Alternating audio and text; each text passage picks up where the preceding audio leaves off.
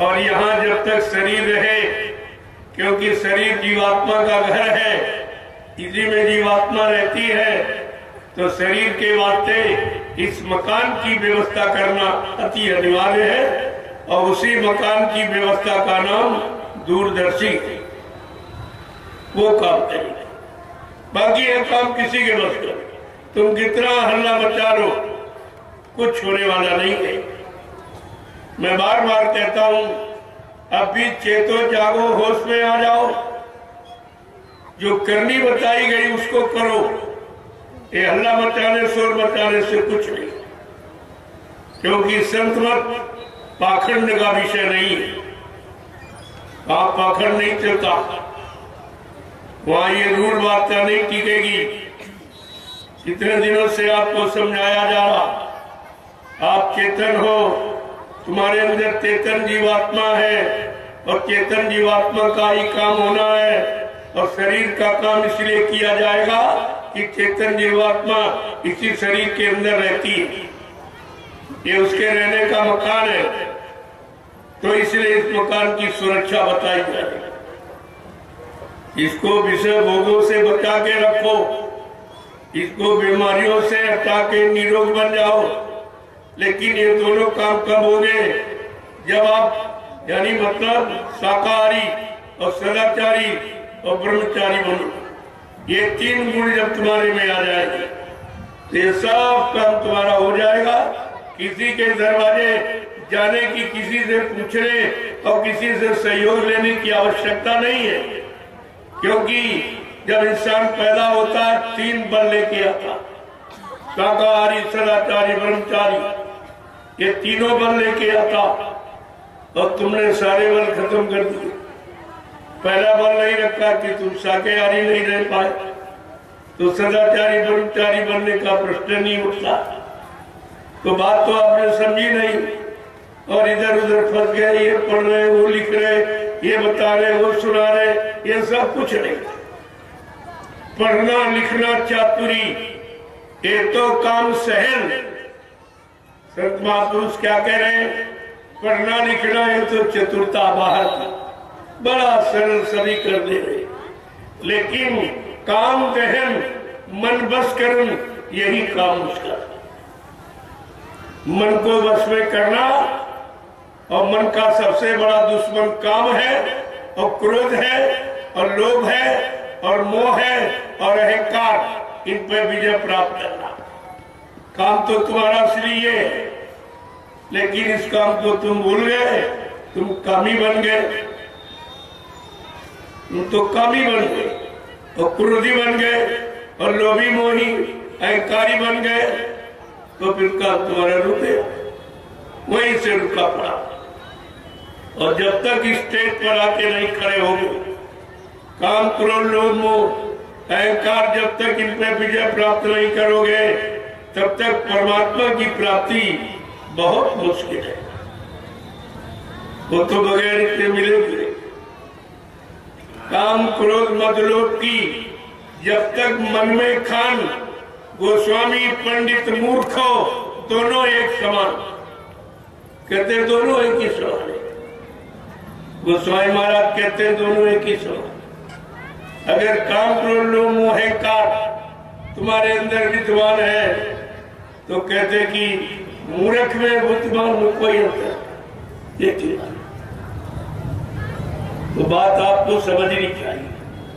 समझ लोगे काम आसान हो जाएगा, नहीं समझोगे तो उलझ जाओगे, फिर वो सुलझना तुम्हारे लिए मुश्किल हो जाएगा। इसलिए संत मत बहुत सरल, और नहीं समझे तो बहुत कठिन, कोई नहीं कर पाता। सरल इसलिए है कि काम, क्रोध, लोभ, मोह, अहंकार अगर हट जाए तो बहुत सरल। और इसी में फंसकर तुमने इस मन को, तन को, इंद्रियों को गंदा किया। ये काम बड़ा बढ़िया, सबसे जबरदस्त शत्रु मन का काम है, और काम में फंसकर आपने शरीर की सारी शक्ति बर्बाद कर, कुछ नहीं बचा, एकदम खाली खड़े हो, कुछ नहीं। जैसे कपड़ा भीगा कपड़ा निचोड़ देते हो। इसी तरह काम ने तुम्हारे शरीर को निचोड़ दिया। जो परमात्मा की तरफ से शक्ति मिली और जीवात्मा को परमात्मा से मिलने के लिए वही शक्ति आपने भोगों में खराब कर दी। अब आप उसी के लिए रोते हो, चिल्लाते हो कि भजन नहीं बनता, ध्यान नहीं बनता, सुमरन नहीं बनता, ये नहीं बनता, वो नहीं बनता। तो कभी ये विचार किया कि क्यों नहीं बनता है?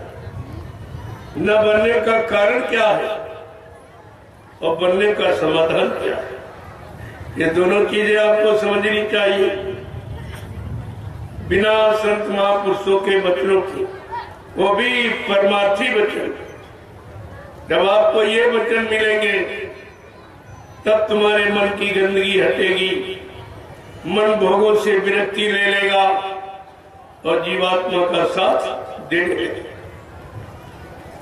जिस दिन जीवात्मा के साथ जुड़ गया, जैसे पहले जीवात्मा साथ में लेके आई थी, जीवात्मा तो जब शरीर में दोनों आए तो जीवात्मा यहाँ पर रुक गई बैठ, क्योंकि वो गंदगी का प्रयोग करती है। नीचे सब गंदगी है, ये 9 द्वार सब गंदगी से भरे हुए हैं, इसलिए वो तो यहाँ पर बैठ गई जहाँ पुरुष चंदन लगाता है, महिलाएं मेहंदी लगाती। ये जीवात्मा का स्थान है और ये मन का स्थान, ये हृदय मन का है, ये जीवात्मा का हृदय, ये जीवात्मा का घाट है, ये मन का घाट, ये दया का घाट है, ये दुआ का घाट, सब तुम्हारे शरीर में ही है। अगर शरीर को समझ लिया तुमने सारी सृष्टि को समझ, क्योंकि सबके पास शरीर ही है और शरीर में मन बुद्धि चित्त सबके पास, और सबके मन इस समय खराब और काम क्रोध लोभ मोह का सब में भरा। अपने को संभलना यानी समझना, अपने को सुधार लेना, ये सारे जग को सुधार देगा। क्योंकि जो तुम्हारे में गंदगी वही सब, ये शरीर ही गंदगी का बना। ये काम क्रोध लोभ मोह का से तो इसका निर्माण ही हुआ। इसलिए धीरे धीरे धीरे धीरे काम को समझना, क्रोध को समझना, लोभ मोह अहंकार को समझना, क्योंकि इनका प्रयोग जरूरत आवश्यकता अनुसार।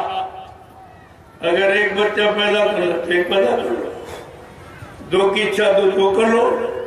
फिर ये देखो तुम्हारे पास प्रॉपर्टी कितनी, इन बच्चों का गुजारा हो जाएगा, ये बच्चे आगे उन्नति स्थान प्रगति कर सकेंगे। उस अनुसार से आपको काम का प्रयोग करना चाहिए। वर्जित नहीं है, लेकिन उसका सदुपयोग, दुरुपयोग करोगे, परिवार की स्थिति, शरीर की स्थिति, समाज सब तुम्हारा खत्म हो, तुम्हारे पास कुछ बचेगा ही नहीं। इसलिए संत महापुरुष आए, ऐसा नहीं उनकी भी शादी हुई, उनके भी बच्चे हुए, कोई संत ऐसा नहीं है। अगर गृहस्थ आश्रम में नहीं आते तो गृहस्थियों को सच्चा उपदेश कैसे करते, सच्ची शिक्षा कैसे बताते? अब यह है कोई 1 जन्म 2 जन्म 3 जन्म 7 जन्म व्यतीत करके आया तो उसको पहले का ज्ञान है, वो आपको बिना गृहस्थ आश्रम में जाए ही बता देगा, क्योंकि उसको पिछले गृहस्थ आश्रम में रहा और गया, उसको पूरी जानकारी उसकी है, आपको जानकारी दे दे। लेकिन उन्होंने सीखने के उद्देश्य, समझने के उद्देश्य से कि शरीर को समझो, शरीर के भोगों को समझो, इतना भोग मत करो कि रोग आ जाए, इतने भोगी मत बनो कि रोगी बन जाओ। आपके लिए प्रयोग की बात है और वो भी सदप्रयोग, सदप्रयोग करो, दुरुपयोग मत करो। अब जो दुरुपयोग कब करोगे? जब इस मन को खराब कर दो, इस मन को कोई नशीली वस्तु, कोई शराब है, गांजा भांग अफीम है, तो मन का संतुलन बिगड़ जाएगा। मन के अंदर जो क्षमता है सोचने समझने की, वो खत्म हो जाएगी। इसीलिए आपको शाकाहारी बनाया जा रहा।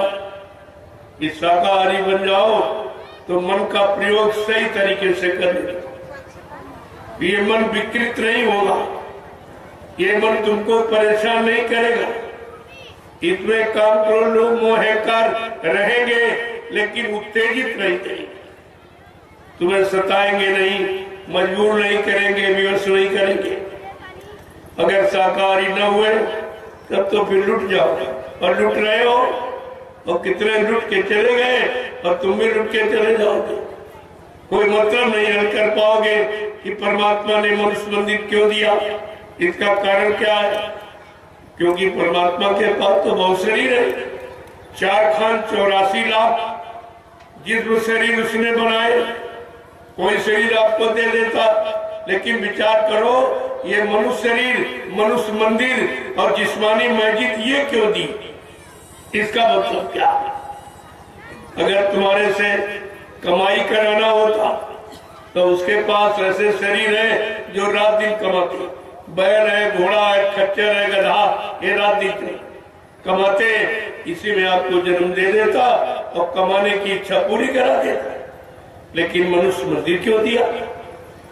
अगर तुम्हारे से बाल बच्चे और औलाद केवल पैदा कराना होता तो उसके पास 2 ऐसे शरीर है, एक कुत्ते का, एक सुअर का, जो एक बार में 7-7, 8-8 बच्चे पैदा करता, उसी में आपको जन्म दे देता और भोगों की प्यास बुझा देता।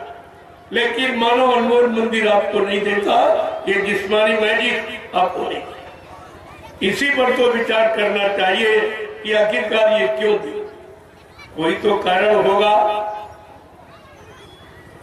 तो कहा ये और शरीर में 5 तत्व नहीं, कोई शरीर 2 तत्व का, कोई 3 तत्व का, कोई 4 तत्व। और मानव शरीर 5 तत्वों से भरपूर, क्षितिजल पावक गगन समीरा, 5 तत्व या रचित शरीरा। जल पृथ्वी अग्नि वायु आकाश 5 मसालों को मिलाकर और विचित्र कारीगरी से और परमात्मा खुदा ने ये मनुष्य मंदिर और जिस्मानी मस्जिद बना के तैयार कर दी। और इसी मनुष्य मंदिर में परमात्मा ने अपनी चेतन जीवात्मा को बैठा लिया और इसी जिस्मानी मस्जिद में खुदा ने अपनी रूह को बैठा दिया। ये 2 आयात थे और दोनों को आप नहीं समझ पाए और दोनों का काम कर नहीं पाए और बिगाड़ डाला।